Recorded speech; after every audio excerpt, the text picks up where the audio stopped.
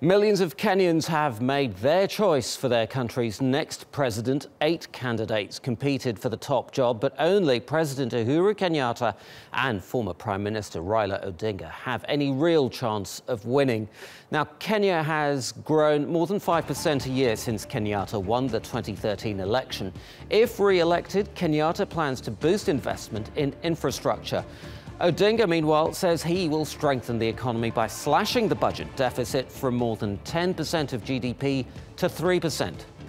Inflation has accelerated past 10% this year after 2016's drought, though. Prices of maize flour, a staple food, are up more than 50%. Kenyatta wants to ease the burden on Kenyan farmers by reducing the price of fertilizer to boost production. Odinga also says food security is his first priority and plans to restore adequate food supplies. Now, another big issue is corruption. To help tackle it, Kenyatta promises to make payments for public services more transparent. Meanwhile, Odinga pledges to establish a national intelligence service dedicated to corruption surveillance. 11% of Kenyans are unemployed, and for 15 to 24-year-olds, it's double that rate.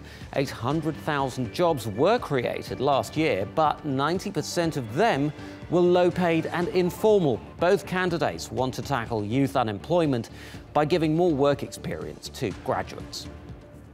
And on top of all of those problems, the economy as a whole appears to be slowing. TRT World Africa reporter Fidelis Mbah is in Nairobi now and joins us now live.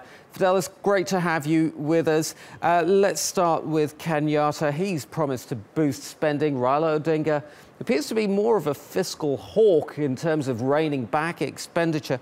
Whose message is more popular?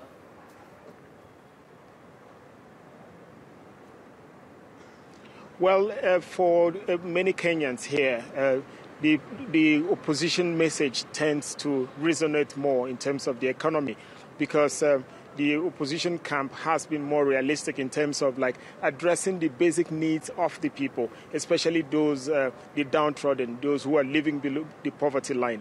They've been addressing the issue of high cost of rent. They've been talking about getting more jobs for people who are unemployed.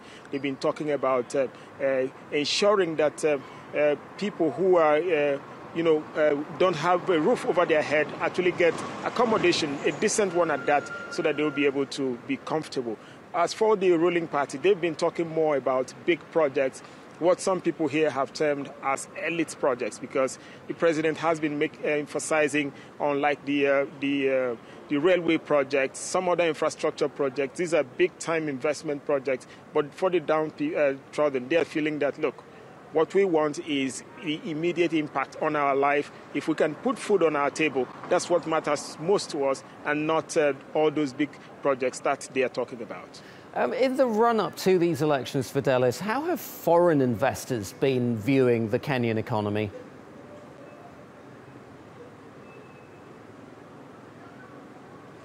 Well, it's a case of sitting and just watching, more like sitting on the fence, because it's a very tricky one. If you come out openly, especially during this election, to support the incumbent, if for any reason the vote turns out the other way and the opposition manage to get into office, they might actually turn against you, which is how, we've seen the examples of this in recent past in other countries. And so what the investors have been doing mostly is just observing what's going on, not really declaring their support for any of the candidates. And hopefully, if things turn out well, whoever wins, or whoever, if the president is re-elected or if the opposition takes it, they will definitely warm up to that person, because all that matters to the investors is how to place their money and to ensure that their investments are safe. I suppose in the run-up to the election, that would seem like a wise strategy, considering that it seems to be pretty close between the two candidates. China, let's talk about China a little bit now, is playing an increasingly important role in many African countries. In Kenya, it's built an important new railway. How has Kenyatta leveraged on China's investments into Kenya?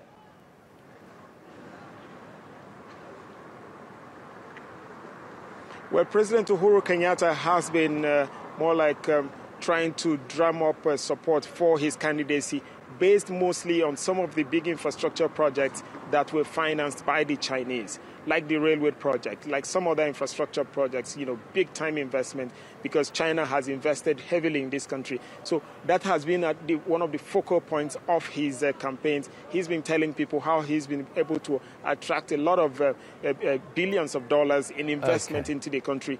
And he's asking, which was why he was asking for re-election, so that he can continue with that. Right.